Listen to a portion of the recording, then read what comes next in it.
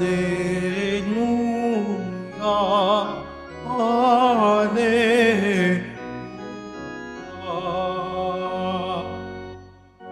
Kapag ang aking salita sa inyo'y naidambana, taglay niyo ang aking diwa. Hallelujah, Hallelujah, Hallelujah, Hallelujah.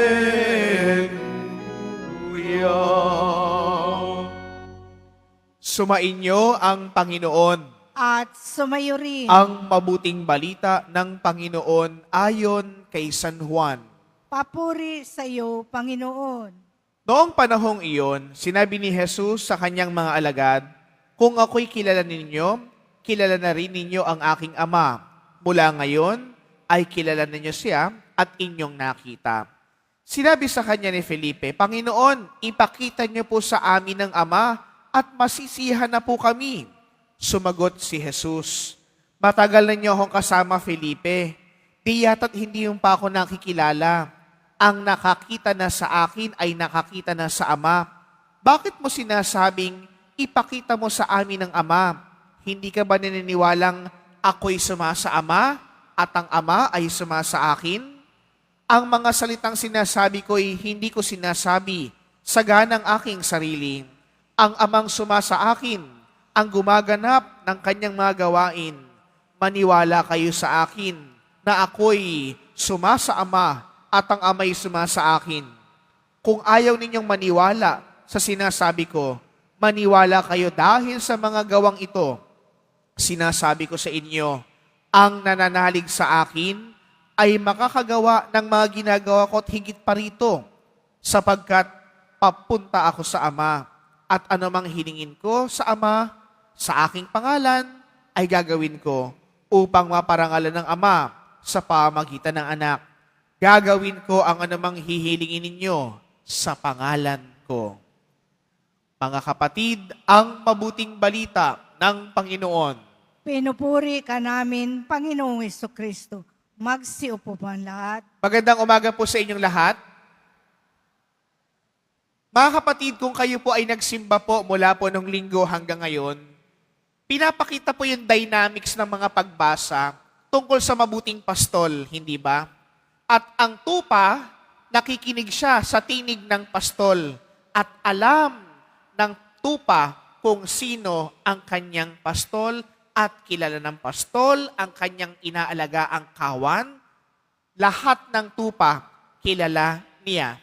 Ngayon mga kapatid, sa mabuting balitang napakinggan po natin, ang tanong ko po sa inyo, kilala nyo ba ang ating pastol?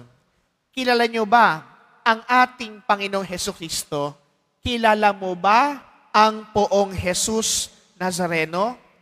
Baka kilala lang natin siya sa pangalan. Baka kilala lang natin siya kapag mayroon tayong kailangan. Baka kilala lang natin ang Diyos kapag tayo'y nangangailangan dahil meron tayong kakulangan at mga kailangan sa buhay. Mga kapatid, sa pagkakataong pong ito, tinuturo po sa atin, sa ating pananampalataya, sa ating pagpapalalim ng ating relasyon sa Panginoon, na makikilala natin siya, hindi lang dahil nakita natin siya, hindi lang dahil may kailangan tayo sa Kanya, kundi dahil ang Diyos ay kasama natin palagi, nakabuo tayo ng koneksyon, nakabuo tayo ng relasyon, at tayo ay sa Kanya. Kasi mga kapatid, marami po sa atin, lalo na kapag tayo gumagawa ng kasalanan, sa palagay mo ba, kilala mo ang Diyos kapag gumagawa ka ng mali? Kilala mo ba ang Diyos kapag nakikipagchismisan ka sa kapitbahay? Kilala mo ba ang Diyos kapag hindi ka nagsisimba? Kilala mo ba ang Diyos sa madilim na tagpo ng ating buhay na animoy walang Diyos na kang pinaniniwalaan? Mga kapatid, sinabi ng ating Panginoong Kristo, "Ako ay sumasa Ama at ang Ama ay sumasa akin. Kaya mga kapatid, ang tanong sa atin ay ito, oo, kilala natin si Jesus. Ang tanong sa atin ay ito mga kapatid, nananalig ka ba sa Kanya? Naniniwala ka ba sa Kanya? Kilala mo ba talaga siyang totoo upang tayo sumampalataya sa ating Panginoong Hesukristo?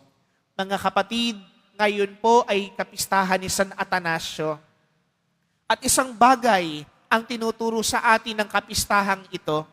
Si San Atanasio po, nagturo ng pananampalataya. Naging mabuting pastol dahil siya'y naging obispo.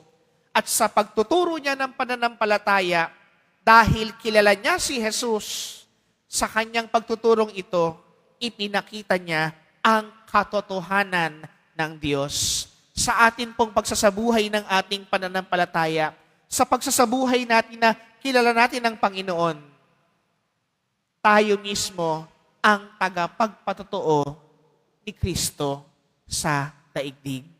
Kaya mga kapatid, sa pagkapatuloy po ng ating banal na pagdiriwang na ito, sa ating pagtanggap ng banal na Eucharistia, nawa tayong lahat sa iisang diwa, sa iisang pananampalataya, manalig, maniwala kay Kristong ating Panginoon.